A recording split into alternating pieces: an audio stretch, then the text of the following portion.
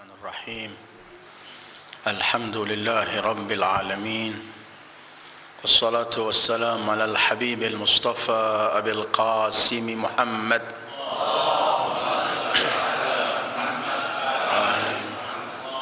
Allahumma salli ala Muhammad. Allahumma salli ala Muhammad wa alihi at-tayyibin at-tahirin. ولا حول ولا قوة إلا بالله العلي العظيم. اللهم بحق محمد وآل محمد عليه صل على محمد وآل محمد وارزقنا ووالدينا وأزواجنا وأولادنا وذرياتنا من بعدنا حب محمد وآل محمد. اللهم أحينا على ذلك وأمتنا على ذلك واحشرنا في زمرة من أحب محمدا وآل محمد مع محمد وآله يا كريم. أعوذ بالله من الشيطان الرجيم. الله يستهزئ بهم ويمدهم في طغيانهم يعمهون. أولئك الذين اشتروا الضلالة بالهدى فما ربحت تجارتهم وما كانوا مهتدين. مثلهم كمثل الذي استوقد نارا فلما أضاءت ما حوله ذهب الله بنورهم وتركهم في ظلمات لا يبصرون صم بكم عمي فهم لا يرجعون. صدق الله العلي العظيم. أيها الإخوة، السلام عليكم ورحمة الله وبركاته. Pertemuan yang lalu kita bicarakan berkaitan mereka orang-orang munafikin dengan beberapa sifat. Akhir kita berhenti bahwa mereka selalu apabila berjumpa dengan kaum mukminin, mereka menganggap dan mengungkapkan kepada kaum mukminin bahwa mereka tergolong kaum mukminin.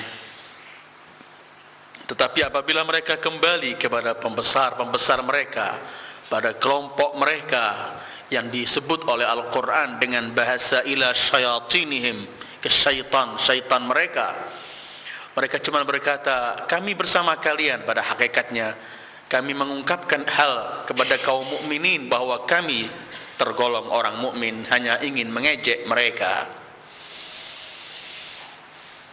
Ketika mereka mengejek umat Islam, ketika mereka mengejek kaum mukminin, Allah langsung sebut sendiri, Allahu yastahzi'u bihim. Allah mengembalikan ejekan mereka itu kepada mereka sendiri sebagai sanksi untuk mereka. Allah tidak mengejek, seperti Allah juga tidak menipu. Wa yamkurun wa yamkurullah, Allah menipu tidak, tetapi Allah mengembalikan ejekan mereka itu kepada mereka sendiri sebagai sanksi dari Allah. Seperti Allah mengembalikan tipu daya mereka kepada mereka sendiri untuk membatalkan tipu daya mereka itu kepada mereka sendiri sebagai sanksi dari Allah. Allahu yastahzi'u bihim wa yamudduhum fi tughyanihim ya'mahun. Dan Allah biarkan, Allah ulur mereka dalam melampaui batas yang mereka lakukan, dalam perbuatan-perbuatan keji yang mereka lakukan, ungkapan-ungkapan palsu dan bohong yang mereka sebutkan. Allah biarkan mereka itu sebagai sanksi. Wa yamudduhum fi tughyanihim, tughyan dalam keterlaluan mereka. Sesuatu apabila melampaui batas disebut dalam bahasa Arab tagha. Inna lamma taghal ma hamalnakum fil jariyah. Karena itu setiap orang yang zalim melampaui batas disebut taghiyah atau taghut. Karena arti asal tagha melampaui batas. Mereka sesungguhnya orang-orang munafikin telah melampaui batas dalam tipu daya mereka terhadap Islam dan muslimin, dalam ungkapan-ungkapan palsu mereka terhadap kaum Islam dan muslimin. dalam menyaring dan menyampaikan rahasia-rahasia kaum muslimin kepada musuh-musuh Allah, dalam mengejek kaum muslimin, mereka selamanya telah melampaui batas, dan Allah beri kesempatan mereka dalam hal semacam ini dibiarkan. Yamudduhum fi tughyanihim, sebagai sanksi Allah berikan ini. Ya'mahun. Ya'mahun artinya mereka orang yang gelisah, yatakhabbatun, tidak tahu apa yang harus mereka lakukan. Mereka sendiri dalam perilaku yang mereka lakukan sebenarnya mereka gelisah. Mereka tidak tahu harus berbuat apa. Mengatakan kalau mereka bukan tergolong kaum mukminin, kepada kaum mukminin dan kepada Rasul tidak memiliki keberanian. Untuk mengatakan bahwa mereka murni tergolong orang mukmin bersama Rasul, takut sama syayatinuhum. Mereka dalam kehidupan mereka sendiri ya'mahun. Kalimat ya'mahun itu artinya kalimat al-amah itu buta, seperti al-a'ma. Cuman bedanya al-a'ma buta mata, tetapi al-amah buta hatinya. Innaha la ta'mal absar walakin ta'mal qulub allati fis sudur. Itu perbedaan antara al-amah sama al-a'ma. Al-a'ma a'mal basar, buta mata, tapi al-amah a'mal basirah, buta mata hatinya. Orang biar buta mata hakikatnya, tapi mata hatinya melek, masih selamat. Tetapi orang yang matanya nampak tapi mata hatinya buta, dia tidak pernah akan memperoleh sesuatu. Ini yang Allah sebutkan sebagai calon-calon jahannam. Lahum qulubun wa lahum a'yunun la yubsiruna biha wa lahum adhanun la yasma'una biha ulaika kal an'ami bal hum adall. Karena itu kebanyakan kalau kalimat amah digunakan orang yang buta berkaitan dengan akhirat. Sementara al-a'ma buta untuk dunia sini hakikatan. Abasa wa tawalla an ja'ahul a'ma, hakikat a'ma buta. Walaupun kalimat a'ma kadang-kadang oleh Allah digunakan dalam Al-Quran untuk buta akhirat, tapi buta yang sudah berbeda. Karena buta akhirat yang dimaksud oleh Allah ialah buta mata hatinya. Seperti ketika Allah menyebutkan, man kana fi hadhihi a'ma wa huwa fil akhirati a'ma wa adallu sabila.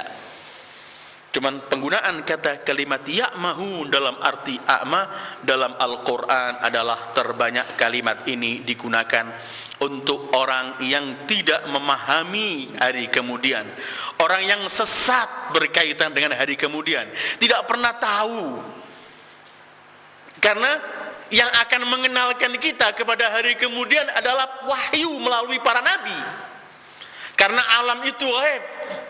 Kalau kaum munafikin sudah tidak percaya dengan para nabi, bagaimana mereka akan percaya dengan alam yang akan jadi di akhirat? Karena itu mereka buta berkaitan dengan akhirat. Seperti Allah menyebutkan, innal ladzina la yu'minuna bil akhirati zayyana lahum a'malahum fahum ya'mahun. Sesat, buta berkaitan dengan akhirat. Dan ayat-ayat kalimat ya'mahun dalam Al-Quran ini banyak. Ada beberapa ayat, lebih dari 5 ayat yang Allah akhiri dengan kalimat ya'mahun, dan banyak berkaitan hanya dengan akhirat. Salah satu ayatnya akan saya baca ialah wa nuqallibu afidatahum wa absarahum kama lam yu'minu bihi awwala marrah wa nadharuhum fi tughyanihim ya'mahun. Mereka membolak-balik hati mereka, pandangan mereka seperti orang yang tidak percaya dari awal mula. Terus kata Allah, kami biarkan mereka, wa nadharuhum fi tughyanihim ya'mahun. Kalimatnya seperti wa yamudduhum fi tughyanihim ya'mahun. Itu bisa kita rujuk Al-An'am 110. Atau kita bisa menemukan dalam surat Al-A'raf 187 yang Allah menyebutkan wa may yudlilillah fala hadiyalah wa yadharuhum fi tughyanihim ya'mahun. Orang yang akan disesatkan oleh Allah tidak pernah akan mendapat petunjuk dari Allah, petunjuk dari siapapun, dan akan tetap dibiarkan mereka dalam kegelapan, kebutahan, kesesatan mengenai hari kemudian. Atau kita bisa menemukan Yunus ayat 11. Fanadharul ladzina la yarjuna liqa'ana fi tughyanihim ya'mahun.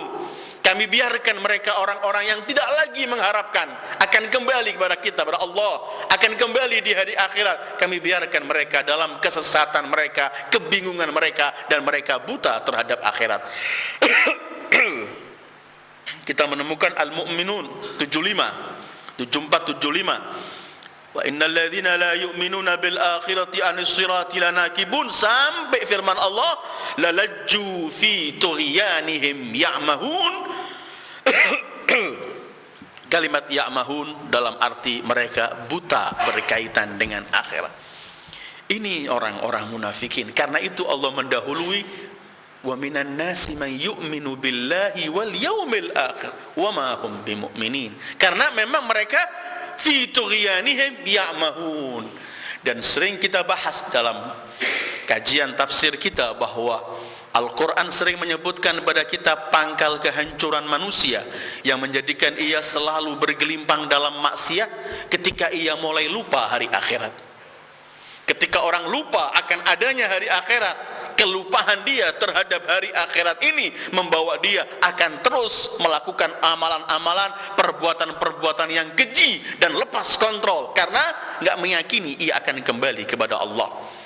Dzalika bima nasu yaumal hisab kanu la yarjuna hisaba. Begitu Allah menceritakan orang-orang yang disiksa di akhirat, kanu la yarjuna hisaba fakadzabu ila akhir ayat. Wa yamudduhum fi tughyanihim ya'mahu. Setelah Allah menyebutkan begini, Allah akhiri perjalanan kaum munafikin dalam akhir hidupnya.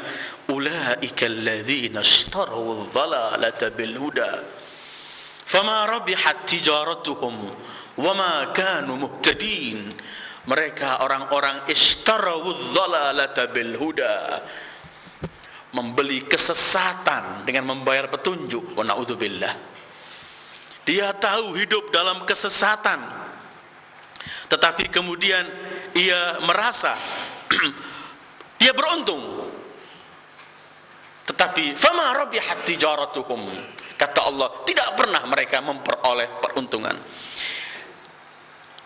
Ulaika alladzina ishtaraw. Ishtaraw artinya membeli. Al-ishtira itu dalam bahasa Arab istibdal, mengganti. Artinya i'ta'u syai'in wa akhdhu syai'in fi muqabilihi iwadan an. Memberikan sesuatu untuk mengambil sesuatu. Artinya jual beli. Jual beli itu ada barang yang kita beli, ada uang kita yang kita berikan, kita yang beli, ada yang menjual, dan ada barang yang kita ambil. Itu namanya ishtira. Ishtira itu dalam jual beli. Dan kalimat ini kalau dalam bahasa Arab minal adad, kadang-kadang diartikan menjual, kadang-kadang diartikan membeli. Nanti kita akan bahas, dan dua-duanya ada dalam Al-Quran. Ulaika alladzina ishtaraw adh-dhalalata. Allah sebutkan kalimat ini terhadap orang munafikin setelah Allah menyifati beberapa sifat sebelumnya, bahwa akhir perjalanan mereka adalah manusia yang rugi dalam jual belinya dengan Allah. Ini Allah sebutkan ini sebagai pelajaran untuk yang membaca Al-Quran sepanjang zaman, bahwa jangan pernah main dengan ketentuan Allah. Karena yang bermain dengan ketentuan Allah, yang berpura-pura dengan hukum Allah, menampakkan sesuatu tapi menyimpan sesuatu, yang mau bohong dengan dirinya sendiri dan bohong dengan Allah, orang semacam ini pasti akhir perjalanannya adalah orang yang rugi. Wa ma rabihat tijaratuhum wa ma kanu muhtadin. Karena itu disebutkan bahwa ishtira atau orang ini selalunya mempunyai kerugian. Begini untuk saya gambarkan, untuk menafsirkan ayat ulaika alladzina ishtaraw adh-dhalalata bil huda. Dalam Al-Quran ini banyak, seperti di ayat ini dan di ayat-ayat lain, Allah menggunakan kalimat ishtara, seperti jual beli. Memang sebenarnya pada hakikatnya kita manusia ini, pertama, manusia ini adalah makhluk yang berjalan, gak pernah berhenti. Kita ini musafir menuju kepada Allah. Ya ayyuhal insan innaka kadihun ila rabbika kadhan famulaqi. Bahkan pernah saya sebutkan dalam pengajian beberapa waktu yang lalu, kita ini berjalan mulai dari alam dzar, alam sebelum alam ini, alam ketika Allah mengumpulkan seluruh anak Adam dan disumpah di sana, alastu birabbikum wa idh akhadha rabbuka min bani adama min zuhurihim dzurriyyatahum wa ashhadahum ala anfusihim alastu birabbikum. Dari mulai alam itu kita pergi ke alam aslab, alam dzar, pergi berjalan menuju alam al-aslab ketika kita masih jadi benih di ayah kita. Kemudian kita masuk ke alamil arham ketika kita janin dalam perut ibu kita. Kemudian kita masuk ke alam dunia ini. Dan dari alam ini belum selesai, kita akan mampir sebentar, ziarah istilahnya di alam barzakh. Ada takbir indah Al-Quran menyebutkan kita ke kuburan itu. Kadang-kadang orang menganggap kita kalau ke kuburan itu ini tempat istirahat terakhir, padahal kuburan adalah transit sebentar. Allah menggunakan takbir orang ke kuburan ini indah sekali. Dalam firman-Nya, alhaakumut takatsur hatta zurtumul maqabir. Kita cuma ziarah ke kuburan. Berapa lamanya orang ziarah? Kita cuma ziarah dari alam dzar, alamil aslab, alamil arham, alamil dunia. Sebentar lagi masuk alamil barzah. Dari alamil barzah manusia terus berjalan sampai ke alam titik akhir, yaitu alamil akhirah. Dan di sana sebagian fariqun fil jannah wa fariqun fis sa'ir. Kita berjalan dan kita berbisnis dalam perjalanan ini. Kita sekarang ini berjalan, sambil berjalan kita ini kerja sekarang. Orang kalau kerja perlu modal, kita diberi modal oleh Allah. Modal kita pertama lahir diberi oleh Allah, fitrah namanya. Jadikan modal dalam kehidupan menuju kepada Allah. Dan mulailah transaksi. Transaksi kita bisa dengan Allah atau dengan syaitan, tergantung kita. Tapi Allah berikan modal kepada kita, dan modalnya membawa kita pada keuntungan kalau kita masih tetap memiliki modal ini. Modal itu fitrah.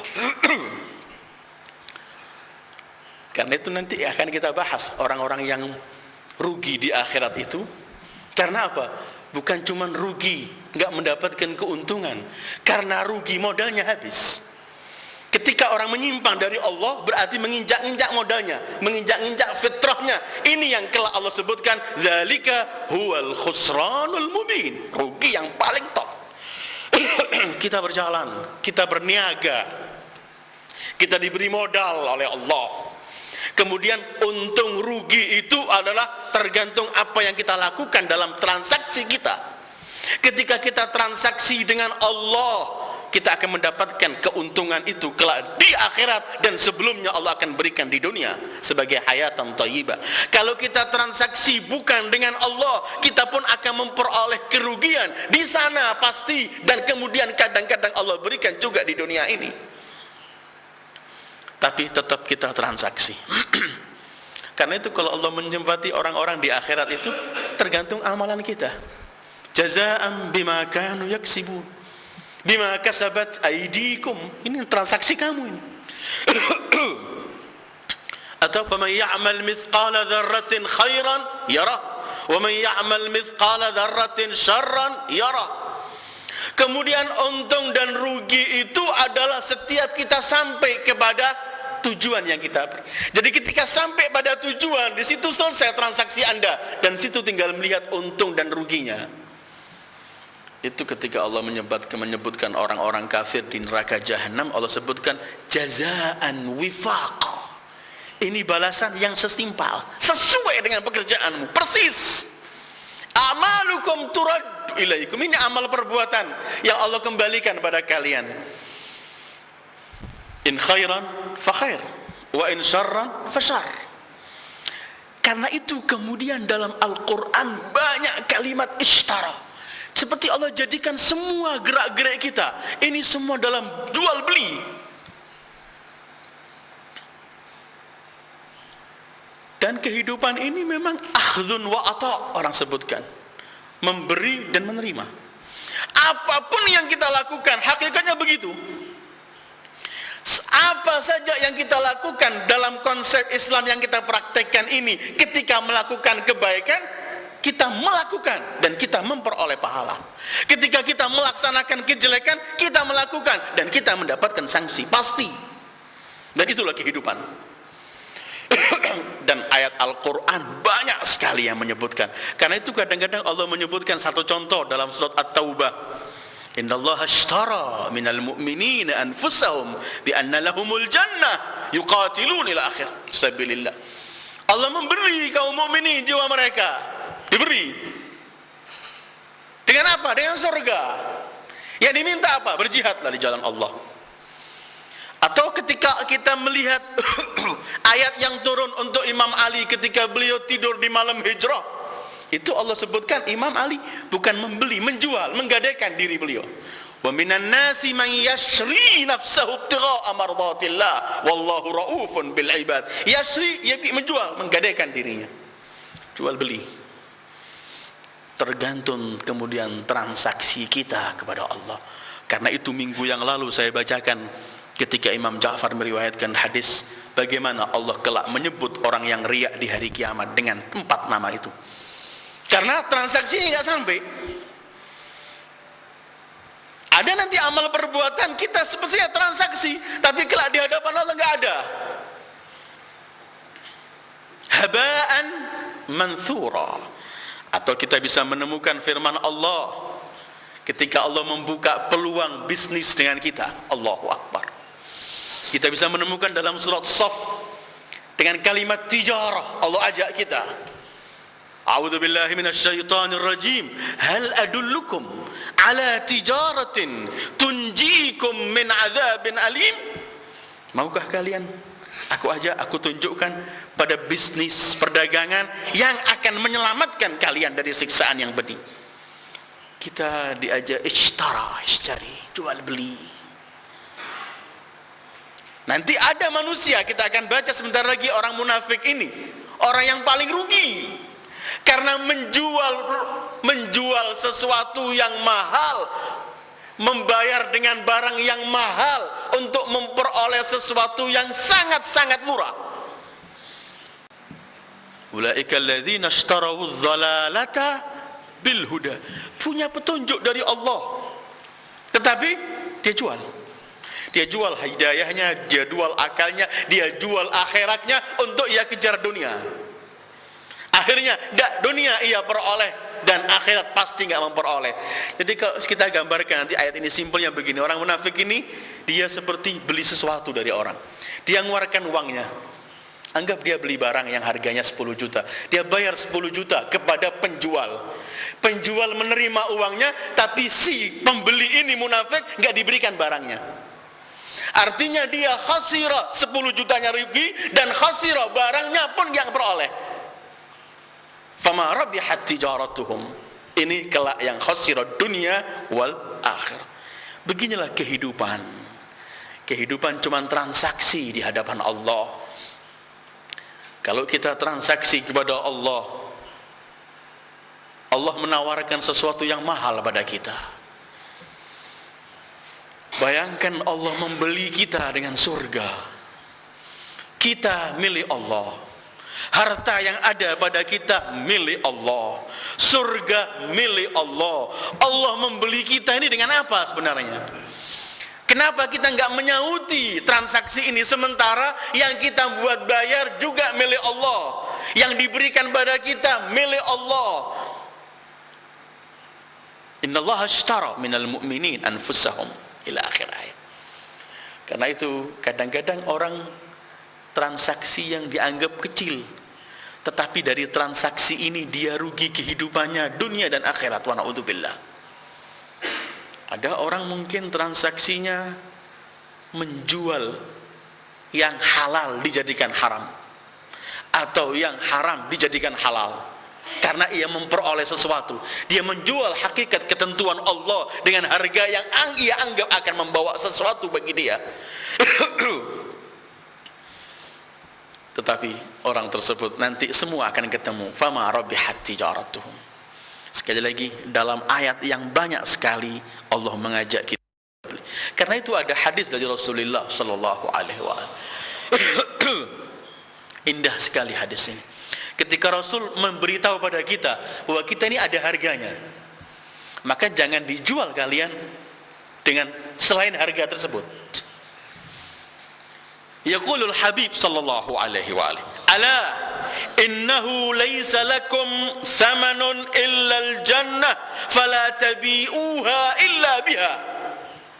Ketahuilah bahwa harga kalian enggak punya harga kecuali surga, maka jangan mau dibeli dengan apapun kecuali dengan surga. Ini Rasul yang memberitahu harga kita, bahwa harga kita ini surga. Kalau ada orang nyogok kita untuk mengatakan yang halal haram dan sebaliknya untuk mendapatkan sesuatu murah, bukan harganya. Jangan dijual murah. Ala innahu laysa lakum thamanun illa al-jannah fala tabi'uha illa biha. Karena itu Allah menyebutkan dalam beberapa ayat Al-Qur'annya, ketika orang merubah hukum Allah karena mau transaksi dengan selain Allah, yang mereka cari adalah keuntungan dunia. Sementara Allah sebutkan keuntungan dunia itu sedikit. Wala taqulu lima tasifu alsinatikumul kadhib hadza halalun wa hadza haramun litaftaru 'ala Allahil kadhib innal ladzina yaftaruna 'ala Allahil kadhiba la yuflihun mata'un qalil wa lahum 'adzabun alim. Jangan kalian biarkan lidah kalian seenaknya berkata ini halal, ini haram, sesuka kalian, dan bohong dengan ketentuan Allah. Karena sesungguhnya orang yang bohong dengan hukum Allah tidak pernah bahagia. La yuflihun. Terus kata Allah, mata'un qalil, yang mereka kejar cuma kenikmatan sedikit. Sementara di balik ini walahum adzabun alim. Artinya ini transaksi kita membayar yang mahal untuk memperoleh yang sedikit. Mata'un qalil. Apa mata'un qalil itu? Sangat sedikit, enggak ada artinya. Apa yang sedikit itu? Baca Al-Quran. Ternyata Allah sebutkan dunia seisinya ini sedikit menurut Al-Quran. Dan itu kalau kita merubah hukum Allah yang halal kita bilang haram, atau sebaliknya, kalau cuman kita dibayar 10 miliar rugi, karena menurut Allah ini harganya, sanksinya dunia seisinya masih rugi. Ala innahu laysa lakum thamanun illal jannah fala tabi'uha illa biha. Orang yang punya modal, yaitu fitrahnya dan petunjuk para nabi dan akal yang Allah berikan, orang yang diberitahu oleh Rasulullah, hei hargamu surga, kemudian menjual dengan selain surga, ini orang yang rugi. Karena itu kemudian Al-Quran banyak ayat-ayat yang menjelaskan gamblang mengenai transaksi yang keliru. Kadang-kadang Allah sebutkan pakai thaman, harga. Kadang-kadang enggak disebutkan pakai thaman, yang penting jual beli. Salah satu contoh ayat surat Al-Baqarah 175, Allah berfirman, A'udzu billahi minasyaitonir rajim. Ulaika alladzina ishtaraw adh-dhalalata bil huda wal 'adzaba bil maghfirah fama asbarahum 'alan nar. Mereka ini orang-orang yang membeli kesesatan dengan apa? Membayar petunjuk. Hidayah yang dia ada dikasihkan untuk memperoleh kesesatan. Wal 'adzaba bil maghfirah, maghfirahnya dibuang untuk memperoleh azab. Katanya Allah, fama asbarahum 'alan nar. Alangkah sabarnya mereka di neraka kelak. Mampukah orang sabar di sana? Jadi ishtarau dhalalata bil huda wal 'adzaba bil maghfirah fama asbarahum 'alan nar. Atau firman Allah Ali Imran 177, innal ladzina ishtaraw al-kufra bil iman lan yadurrullaha syai'a wa lahum 'adzabun alim. Menjual imannya untuk memperoleh kekufuran. Kadang-kadang pakai Allah gunakan thaman, harga. Satu contoh firman Allah, washtarau bihi thamanan qalila fabi'sa ma yashtarun. Mereka menggadaikan agama ini dengan harga yang murah. Sekali lagi, thamanan qalilan itu dunia seisinya. Dan saya kira tidak ada orang menyogok orang untuk merubah hukum Allah, untuk memberikan dunia seisinya.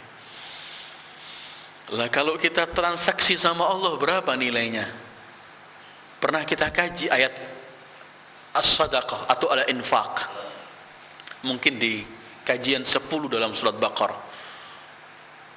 Ternyata Allah ketika membuka jual beli ini, Allah menawarkan sesuatu yang mahal. Berapa yang mahal itu? Allah sebutkan al-hasanatu bi'asri amthaliha. 1 dibeli 10 oleh Allah. 1 diganti 10. Terus ada lagi 1 dibayar 700 oleh Allah. Jadi kita memberi sama Allah, memberikan sedekah atau infak fisabilillah 100, langsung nilai kita di bank kita di akhirat 700. Mathalul ladzina yunfiquna amwalahum fi sabilillah kamathali habbatin ambatat sab'a sanabil fi kulli sumbulatin mi'atu habbah. Enggak cukup kata Allah. 700, 10, 700. Kata Allah, yudhaifu liman yasha. Aku lipat gandakan tanpa ada yang hisab, yang bisa menghitung. Ini ketika mengajak transaksi kepada kita. Wala tashtaru bi ahdillahi thamanan qalila. Nama 'indallahi huwa khairun lakum. Jangan kalian membeli dengan ketentuan Allah, janji-janji Allah, ketentuan hukum-hukum Allah dengan thamanan qalila, dengan nilai yang murah, harga yang murah, yang sedikit. Karena innama indallah huwa khairun lakum. Sebenarnya yang di sisi Allah itu yang terbaik untuk kalian. Ulaika alladzina ishtarawu adh-dhalalata bil huda. Ternyata orang-orang munafikin dengan tipu daya yang mereka lakukan, dengan bohong terus yang mereka gunakan dalam pembicaraan mereka, dalam pekerjaan mereka, dalam semua pergaulan mereka.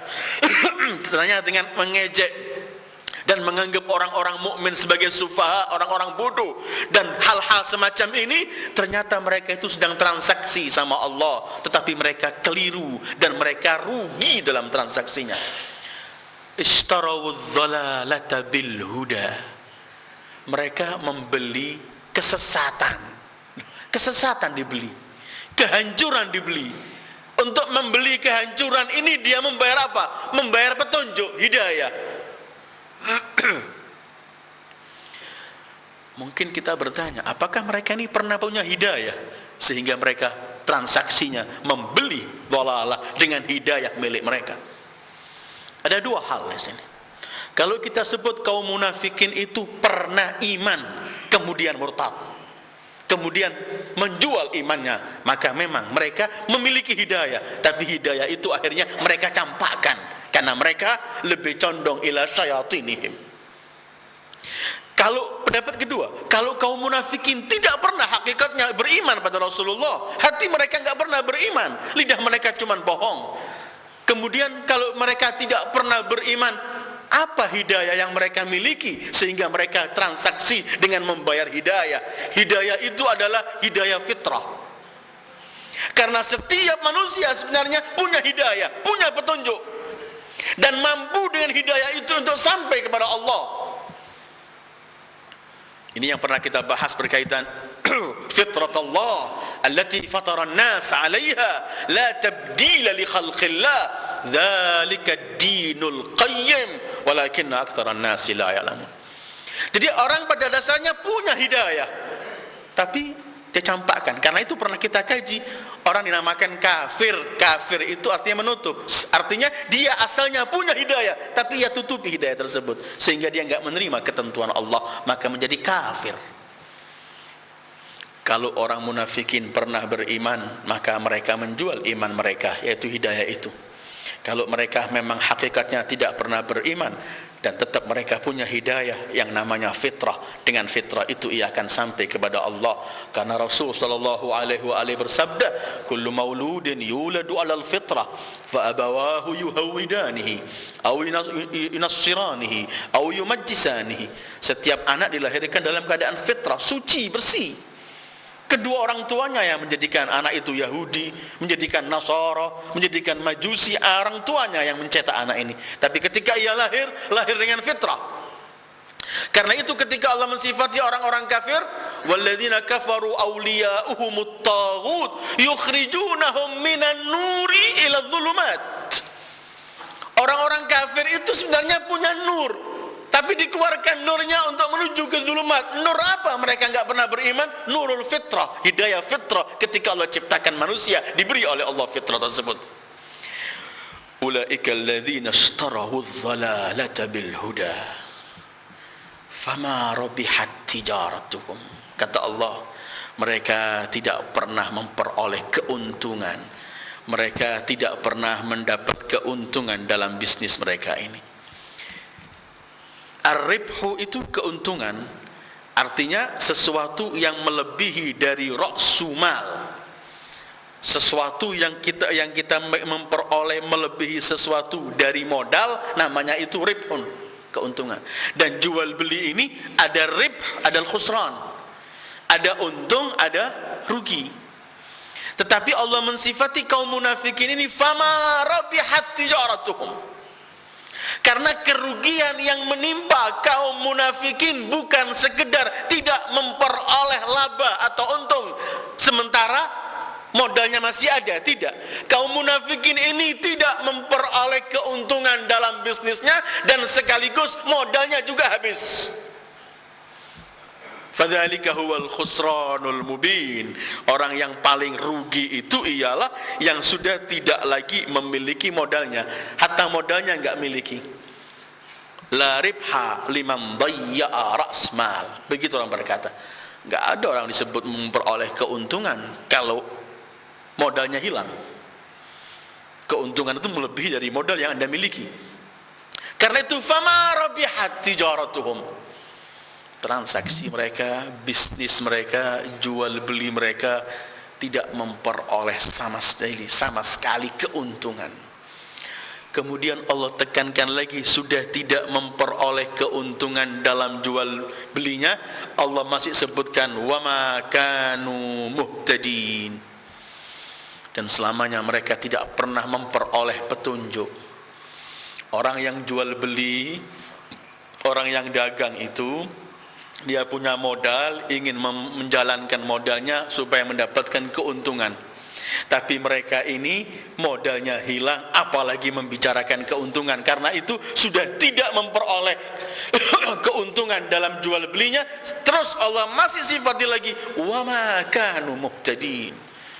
Dan dari mulai awal enggak memiliki petunjuk, dari mulai transaksi awal, saat transaksi, dan natijah akibat dari transaksi, semuanya wa ma kanu muhtadin, tidak memiliki petunjuk sama sekali.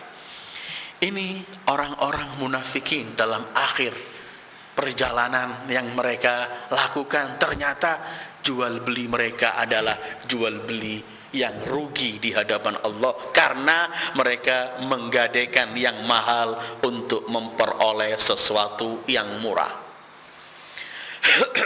Setelah ini Allah sebutkan, setelah Allah menyebutkan mereka orang-orang yang rugi, ulaika alladzina ishtaraw adh-dhalalata bil huda fama rabihat tijaratuhum wama kanu muhtadin. Setelah selesai ini Allah ingin berikan contoh pada kita.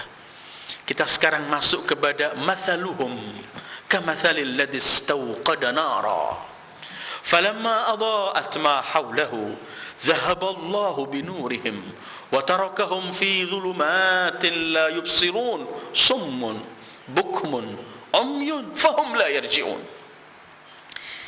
Mathaluhum, perumpamaan mereka, contoh yang Allah berikan pada mereka. Al-Quran penuh dengan masal. Jadi masal dan mithlu dan masal itu dalam bahasa asal artinya adalah nadhiru syai'. Mithlu, sesuatu yang menyerupai. Kemudian disebut kalimat masal. Masal akhirnya bukan cuma sesuatu yang menyerupai, menjadi arti tersendiri. Masal itu ialah kata-kata mutiara yang indah, hikmah, yang tersebar di kalangan semua orang. Menjadi masal. Kalau kita belajar sastra Arab, pasti kita akan melewati al-amsal al-arabiyah, masal-masal Arab dalam sastra Arab. Jadi masal itu ungkapan yang diungkapkan ketika terjadi sesuatu, entah itu cerita, entah itu kejadian yang nyata atau apapun. Ketika mengungkapkan kalimat, maka kalimat itu menjadi masal, diungkapkan untuk semua kejadian yang mirip dengan kejadian ini, walaupun kejadian yang pertama menjadi masal itu telah berlalu lama. Seperti orang menyebutkan salah satu bait syair, orang menyebutkan bidza qadatil ayyamu baina ahliha masaibu qaumin 'inda qaumin fawaidu. Beginilah keadaan dunia dan perputaran hari. Musibah satu umat untuk umat yang lain merupakan keuntungan. Kalimat yang terakhir menjadi masal, peribahasa istilahnya. Musibatu qaumin 'inda qaumin fawaid. Itu kita alami. Setiap sesuatu bagi orang yang tertentu merupakan bencana, bagi orang lain merupakan keuntungan. Tsunami, bencana yang dahsyat begitu, bencana. Orang-orang tertentu yang hidup di luar dari banda itu mendapatkan keuntungan besar karena tanahnya menjadi berlipat, berpuluh lipat harganya. Bagi sana musibah, bagi ini keuntungan, dan dalam semua hal. Ini kalau musim hujan, ada yang memperoleh keuntungan, ada yang memperoleh kerugian. Masaibu qaumin 'inda qaumin fawaid. Al-masal begitu. Kemudian tetapi Al-Quran sering membawa contoh. Kenapa dalam Al-Quran penuh dengan contoh? Ada 50 lebih Allah menyebutkan contoh-contoh dalam Al-Quran. Dalam surat Baqarah ini saja lebih dari 10. Kalau akan kita sampai perumpamaan demi perumpamaan. Karena begini, kadang-kadang sesuatu itu sulit untuk difaham karena masalahnya terlalu rumit. Untuk memudahkan masalah ini supaya bisa difaham, diberi misal, diberi contoh, diberi perumpamaan yang bisa dilihat oleh kepala, mata.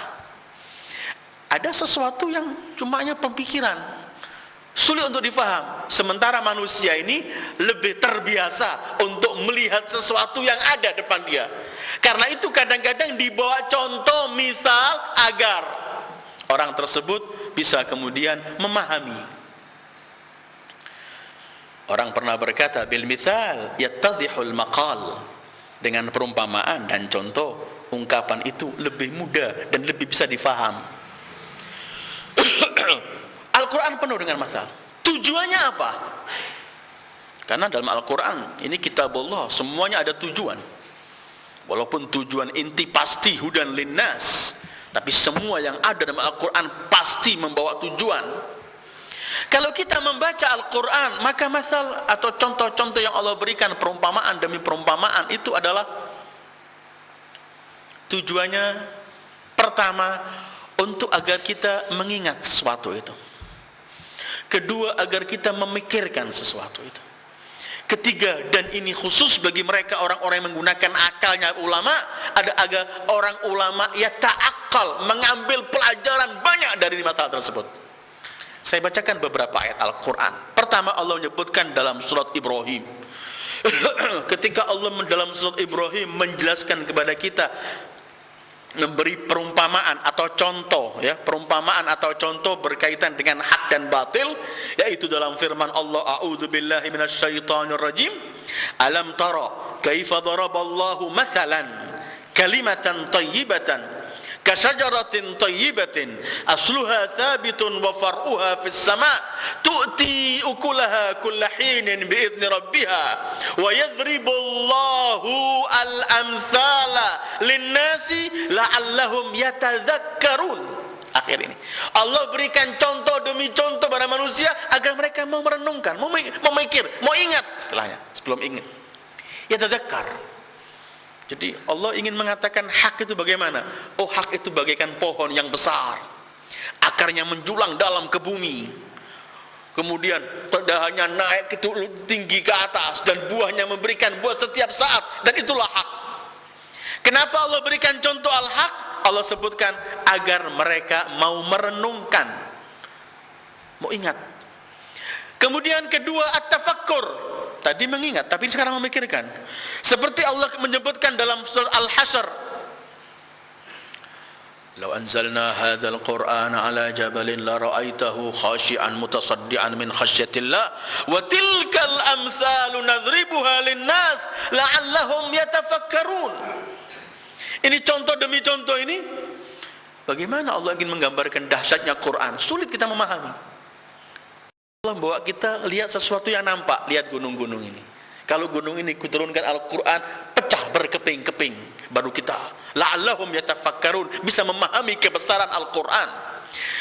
At-tadhkir, kedua at-tafakkur, dan terakhir ialah Allah sebutkan dalam surat Al-Ankabut agar ulama mau merenungkan apa di balik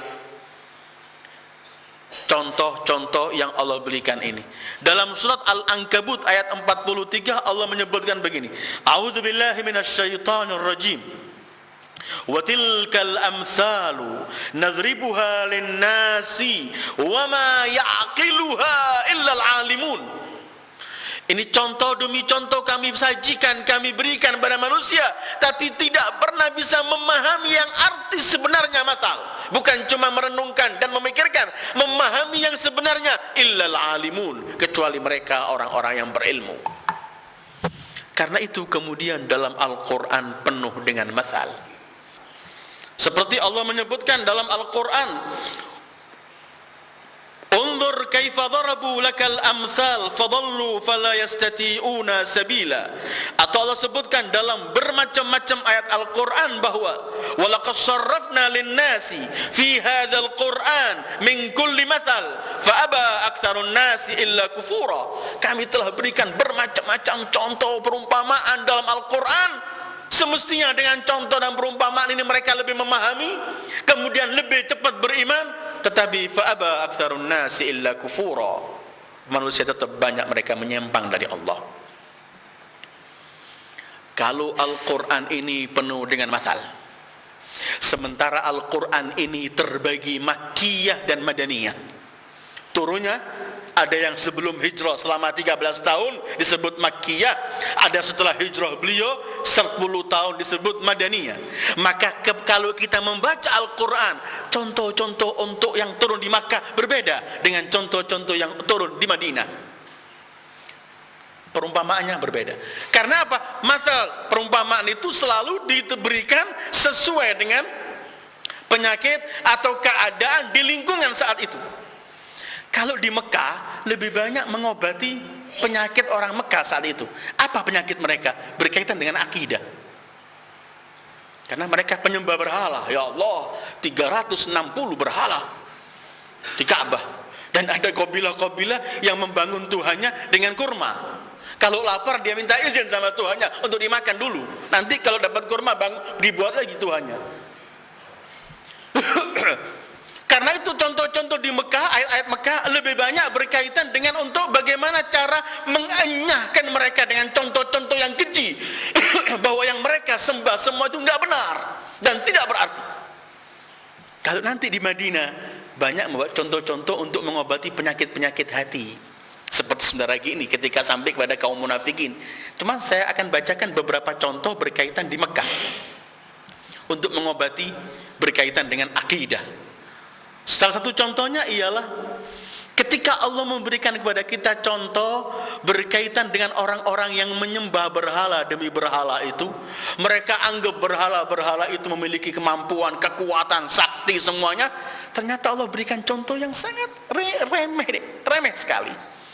A'udzubillahi minasyaitonir rajim. Mathalul ladzina ittakhadhu min dunillahi awliya'a kamathalil ankabut ittakhadat baitan wa inna awhanal buyuti labaitul ankabut. Mereka orang-orang yang menyembah selain Allah, membanggakan dengan berhala-berhala mereka, perumpamaan mereka seperti al-ankabut, laba-laba. Terus kata Allah, wa inna awhanal buyut, selemah-lemah rumah itu adalah rumah laba-laba. Kena angin sedikit habis. Laba-labanya sendiri itu ada kekuatan di situ. Ada kekuatan. Kalau kita melihat film-film Harun Yahya, banyak baju-baju anti peluru dan semuanya dari itu. Cuman rumah yang dibuat itu adalah yang lemah. Inna auhanal buyut, rumah yang paling lemah adalah Baitul Ankabut. Bagaimana kalian banggakan dengan berhala-berhala dan kalian anggap sakti dan kuat semuanya, sementara semua itu adalah seperti rumahnya laba-laba. Dan auhan, adhaf. Selemah-lemahnya rumah adalah rumah laba-laba. Satu contoh. Kedua, lebih dari itu. Allah membayangkan contoh di Mekah, ayat Mekah ini. Yang kalian sembah ini tidak memiliki kemampuan sama sekali. Maka kalian akan menyembah kepada sesuatu yang bukan cuma lemah, tapi merepotkan kalian. Nggak memberi sesuatu, bahkan merepotkan. Berhala harus dibawa ke sana, dibawa ke sini, harus kita yang menyelamatkan. Allah ketika memberi contoh, contohnya begini. A'udzubillahi minasyaitonirrajim. Ya ayyuhan nas, dzuriba mathalun fastami'u. Allah. Innal ladzina tad'una min dunillahi lan yakhluqu dzubaban walau istama'u lahu. Wa in yaslubhumudz dzubabu syai'an la yastanqidhuhu minhu dha'ufat talibu wal matlub. Manusia akan diberi perumpamaan pada kalian. Maka dengarkanlah.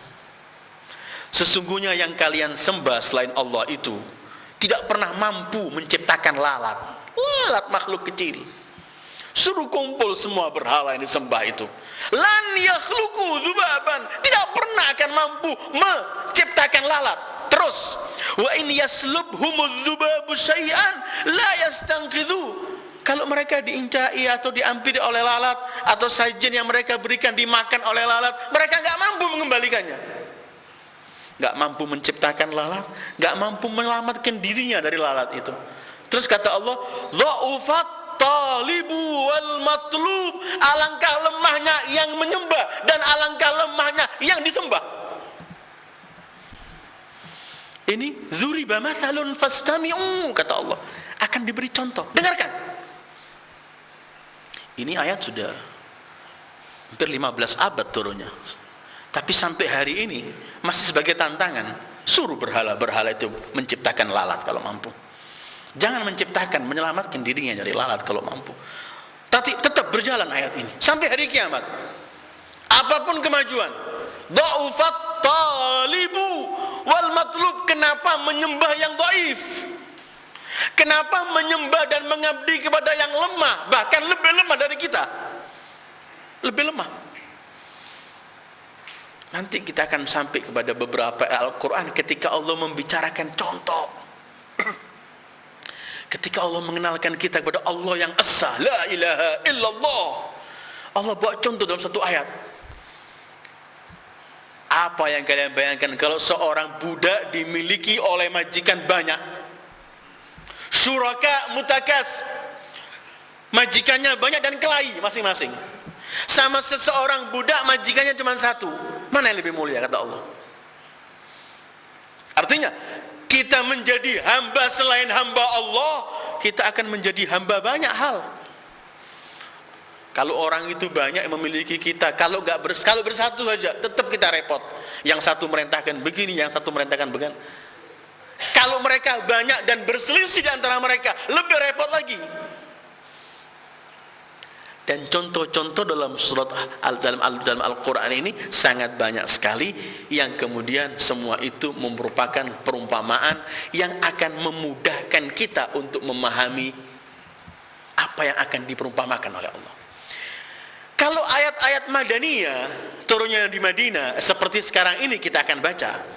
Ketika di Madinah sudah ada kelompok kaum munafikin, maka yang diberi contoh adalah bukan berkaitan lagi dengan penyembahan berhala-berhala itu, tetapi dengan perilaku mereka. Seperti yang Allah sebutkan, mathaluhum kamathalil ladzi istawqada nara. Allah. Contoh mereka itu seperti contoh orang yang menyalakan api. Falamma adha'at ma haulahu. Ketika ia nyalakan api, pastikan api itu menerangi sekelilingnya.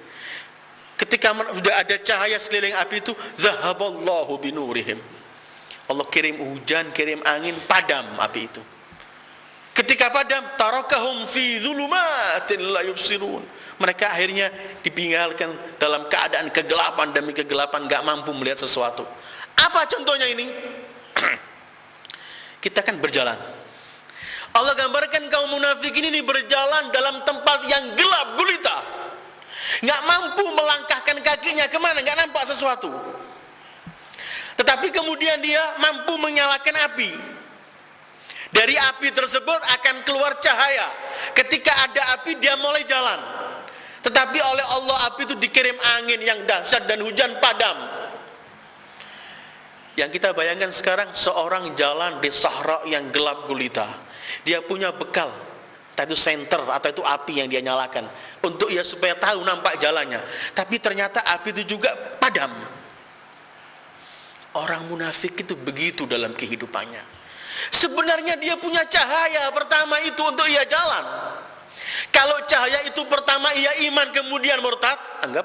Atau cahaya itu nggak pernah iman tapi punya cahaya fitrah, yang dengan fitrah itu ia akan sampai kepada Allah. Tetapi karena ia mengabaikan ketentuan Allah, mengabaikan apa yang Allah berikan kepada mereka dalam bentuk akal, Nabi diutus, ada Rasulullah di hadapan mereka, ada yang akan membawa cahaya yang mengantarkan mereka pada kebenaran, tetapi mereka abaikan, maka oleh Allah diberi sanksi sekaligus, zahaballahu binurihim fatarakahum fi dhulumatil la yubsirun. Satu kita kalau dan orang munafikin lebih sengsara semestinya. Kalau mereka pernah iman ya, karena dalam surat munafikin mereka amanu tsumma kafaru fatubi ala qulubihim, pernah beriman kemudian kafir. Kita kalau biasa hidup di desa tanpa ada lampu, lumrah hidup kita biasa, alami biasa saja. Tidak merasa kita ini sulit karena agak gelap, cukup dengan temple atau lilin cukup. Tapi kita yang biasa hidup di kota, setiap hari terang, kalau lampu mati, tersiksa kita. Karena sudah biasa ada cahaya. Lain dengan orang yang sama sekali nggak punya cahaya. Orang-orang munafikin ini Allah gambarkan orang yang jalan di gelap gulita, tidak mampu melihat sesuatu, kemudian dia memiliki sedikit cahaya, dengan cahaya itu berangkat, semestinya dia akan sampai pada tujuannya, tapi cahaya itu dipadamkan sendiri. Akhirnya tarakahum fi dhulumatin la yubsirun. Allah sebutkan dhulumat pakai jamak. Dan kaji Al-Quran selalu kalau berbicara ini selalu pakai jamak. Kalau nur nggak pernah jamak. Mufrad satu, cahaya Islam cukup, cahaya Allah. Tapi kalau zulumat, Allah selalunya jamak. Karena kegelapan demi kegelapan, kesesatan demi kesesatan. Kegelapan apa? Mutlak. Kegelapan batin mereka, hati mereka, kegelapan akidah mereka, amal perbuatan mereka, semua zulumat. Sehingga Allah pernah gambarkan hati gelap mereka itu bagaikan orang yang di laut paling dalam. Yaghshahu mawjun min fawqihi mawjun. Terus hatta idza akhraja yadahu lam yakat yaraha. Allah buat contoh ketika menggambarkan kegelapan ini, kalau orang yang dalam kegelapan itu mengeluarkan tangannya, nggak bisa lihat tangannya karena gelapnya. Idza akhraja yadahu lam yakat yaraha. Bagaimana kita sebutkan bahwa orang yang menyimpang dari Allah itu pasti hidup dalam kegelapan, sementara orang yang bersama Allah pasti hidup dalam cahaya. Orang munafik cahayanya dipadamkan. Ini yang kita kaji kemarin, fi qulubihim maradun fazadahumullahu marada. Kalau orang mukmin selalunya ada cahaya. Coba kita renungkan firman Allah ini. Afaman syarahallahu sadrahu lil islami fahuwa ala nurin min rabbih fawailun lil qasiyati qulubuhum min dzikrillah ulaika fi dhalalin mubin. Bahwa orang yang diberi petunjuk oleh Allah, dikenalkan Islamnya, kemudian memeluk Islam, orang tersebut ialah menurut Allah fahuwa ala nurin min rabbih, dapat cahaya dari Allah. Seperti kita baca surat Al-An'am 120, 121. Afaman kana mayitan fa ahyainahu wa ja'alna lahu nuran yamshi bihi fin nas kaman mathaluhu fil dhulumat. Imam Ja'far Shadiq menafsirkan ayat ini, afaman kana mayitan, artinya afaman kana kafiran wa waktu masih kafir. Fa ahyainahu, kami beri petunjuk, kami hidupkan untuk masuk Islam. Ketika ada dalam Islam, maka dia hidup ala nur. Afaman kana mayyitan fa ahyainahu wa ja'alna lahu nuran yamshi bihi fin nas. Karena dia telah memeluk Islam, Islam itu merupakan cahaya yamshi bihi fin nas, nampak semuanya.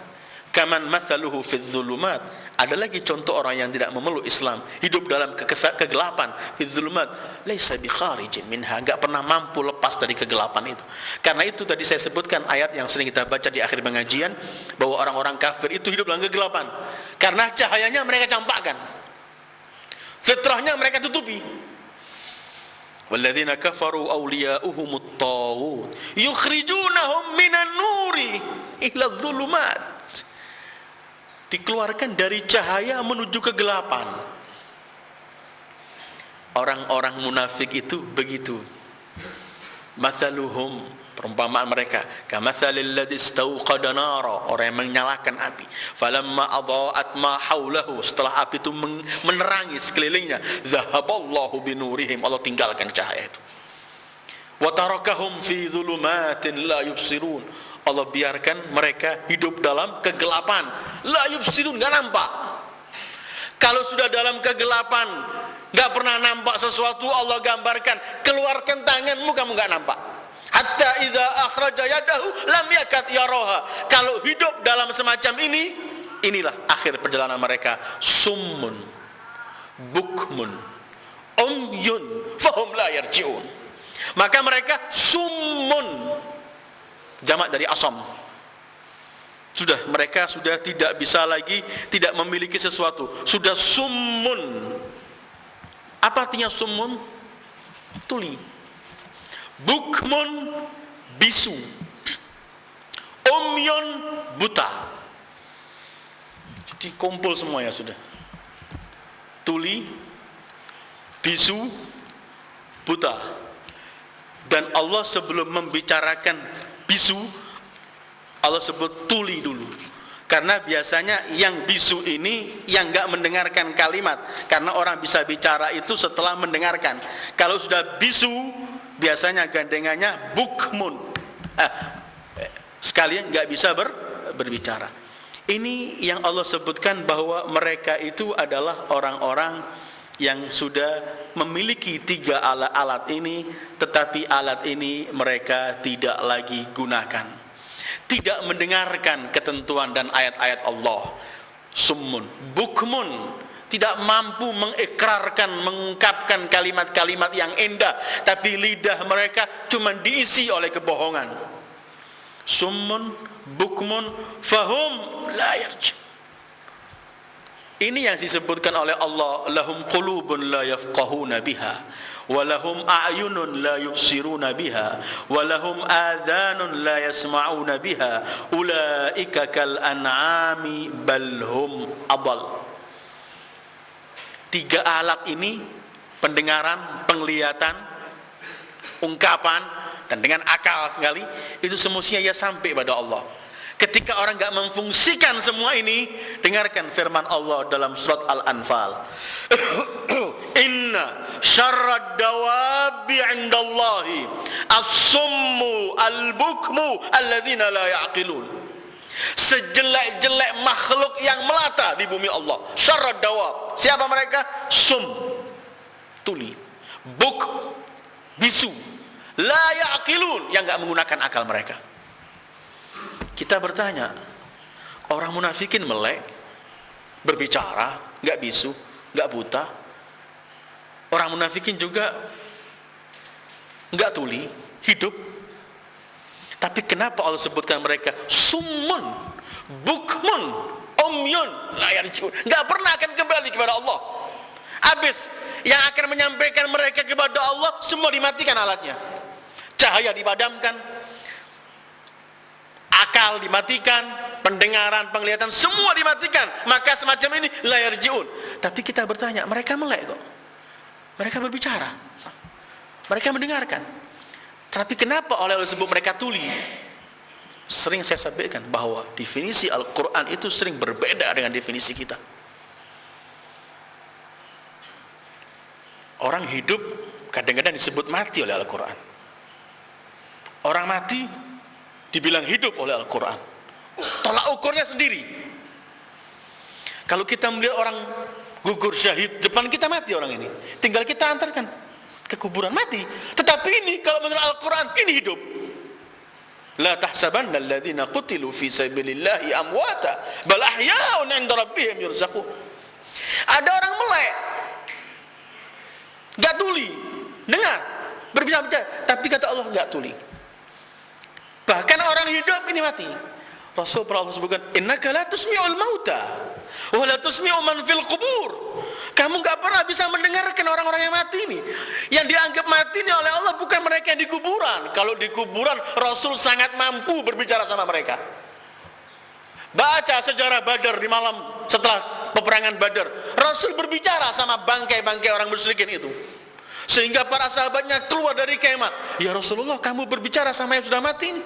Kata Rasulullah, demi Allah mereka mendengarkan ungkapanku. Imam Ali ketika pergi ke kuburan, Imam Ali berbicara, wahai tempat yang sunyi, rumah-rumah kalian telah dihuni orang lain, harta-harta kalian telah dibagikan ke orang lain, istri-istri kalian telah dikawin orang lain. Ini berita dari kita untuk kalian. Apa berita darimu? Kata sahabat Imam Ali, ya Imam, kamu bicara sama mereka, ini kuburan sudah mati orang ini. Kata Imam Ali, demi Allah mereka mendengarkan. Dan mereka kalau diberi kesempatan untuk menjawab pada kalian, jawaban mereka, berita dari kita adalah, ambillah bekal, fa inna khairaz zadit taqwa, sebaik-baik bekal adalah takwa untuk kesini. Tetapi Allah mengatakan, innaka la tusmi'ul mauta, ini orang mati, tapi mereka hidup. Karena nilai mati dan hidup, buta, melek adalah semua berkaitan dengan roh kita. Kita ini tanpa roh, daging manusia ini enggak laku, enggak ada orang mengejar daging kita. Ya khadimal jismi kam tashqa li khidmatihi atatlubur ribha mimma fihi khusranu aqbil ala nafsi wastakmil fadailaha fa anta bin nafsi la bil jismi insanu. Hai orang yang sibuk merawat badannya, sekali-kali rawatlah jiwamu, hatimu, rohmu. Sesungguhnya kamu disebut manusia bukan dengan badanmu, tapi kamu dikatakan manusia karena roh yang ada padamu. Mereka melek, enggak bisu, enggak tuli, tapi oleh Allah dianggap summun, bukmun, umyun, fahum la yarji'un. Kadang-kadang mereka juga dianggap oleh Allah la ya'qilun. Mereka belum gila, tapi gila hakikatnya. Apalagi dengan definisi Rasulullah kemarin, orang gila itu yang menjual akhiratnya dengan dunia. Ayol ikhwah, sampai sini contoh orang-orang munafikin. Tapi minggu yang akan datang masih ada lagi contoh kedua. Ini contoh masih mereka menyalakan api. Contoh berikutnya adalah ketika hujan, au kasayyibin min ila akhir ayat. Insyaallah kita akan kaji minggu yang akan datang. Wassallallahu ala khairi khalqihi Muhammad wa alihi ajma'in. Wassalamualaikum warahmatullahi wabarakatuh.